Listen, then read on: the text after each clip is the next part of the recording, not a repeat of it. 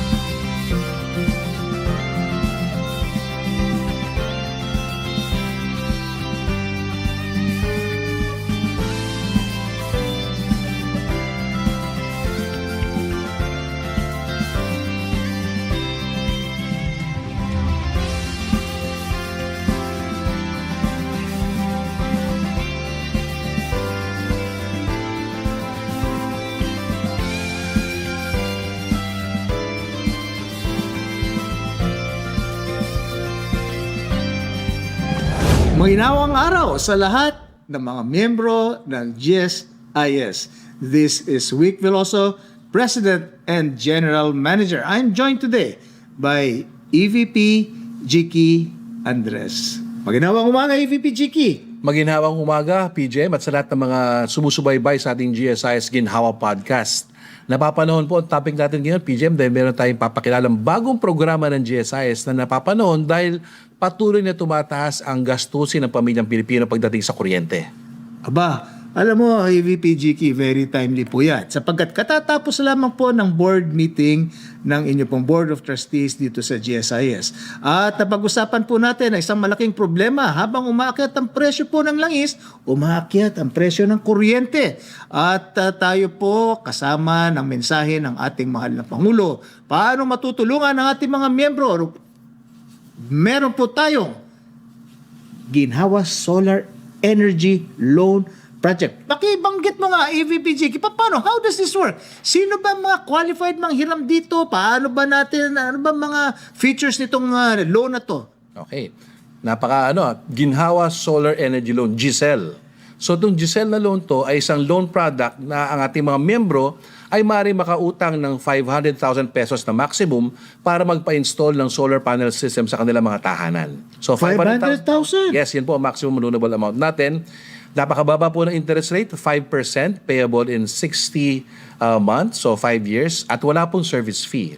Aba, tandaan po ninyo, yung 5% po na yan, mas mababa yan sa ginhawa loan program ng GSIS na 6%. Bakit po ginawang 5% po yan? Ito po ay sa kadahilanan na ang pangangailangan po ng ating mga miyembro, lalo na po ang mga nangangailangan during this period na magkaroon ng suporta. Mahal ng presyo ng kuryente ay talagang maramdaman ng ating mga miyembro. Ano pa pang maari nilang maintindihan tungkol sa produktong ito? Sino ba naman ang pwedeng mag-avail nito? AVPGK. Tama po yan, PJ. Ang mga pwede mag-avail nito ay ang mga regular, permanent employees of the government na at least may 3 years of service na po sa gobyerno. And of course, kasama po yung ating mga traditional requirements na dapat wala kang administrative case against you, hindi ka naka-leave without pay. At of course, at the end of the day, after deducting the amortization, dapat ay may matitira pa rin 5,000 pesos sa iyong net take-home pay dahil requirement po yan ng General Appropriations Act. Ayan, napakaklaro kung sino po makakapag-avail. Kaya po, puntahan nyo na po ang inyong GSIS o tignan na po ang mobile phone po ninyo para makapag-avail na po kayo ng GSEL. Ano tawag mo doon sa GSEL? GSIS Solar Energy Loan. Very, very clear. Atin pong GSIS, hindi lang may ginhawa solar energy loan. Mismong GSIS, may solar panels po para po makatipid sa kuryente. So pare-pareho po tayong layunin, makatipid na kuryente, makatulong po sa panawagan ng ating mahal na Pangulo to save on energy. Sa programang po ito, ang ating membro na makakapag-loan ng maximum of 500,000 pesos, meron po itong rider pa na free insurance cover. So itong inyong niloan ay may kasama na for 3 years na may free insurance cover against typhoon, earthquake, and flooding. O narinig po ninyo. At saka narinig ko, yung palang 500,000 ay ito rin, napaka taas na, or what we can say is one of those that allow you a very good coverage for your household. Ngunit meron pa pala mga package yan ng 200,000 lamang. So, alam po ninyo, ito po ay pinackage. Wala ho kayong kailangan gawin kung hindi maghanap po ng supplier. Kayo po maghahanap na magsusupply. Apo. Tama yan, di ba? Tama po, tama po. Papatunayan nyo lang po sa amin. Papadala ho kayo ng resibo. Ibibigay po ninyo na natapos po yung pag-i-install po, papadala ko kayo ng litrato sa amin para po masigurado namin na dyan mo po talaga ninyo ginamit. Tama mo ba yan? Tama po yan, sir. Napakadali. And all transactions here are to be done through our award-winning GSIS Touch mobile app. So hindi na kailangan pumunta po sa GSIS, kahit doon na siya mag-a-apply, doon siya mag-a-upload ng kanyang mga contracts, quotations, etc. At hindi na po kailangan pumunta sa GSIS office. Ganun po kasimple. O narinig ninyo, hindi ninyo na kailangan pumunta sa GSIS.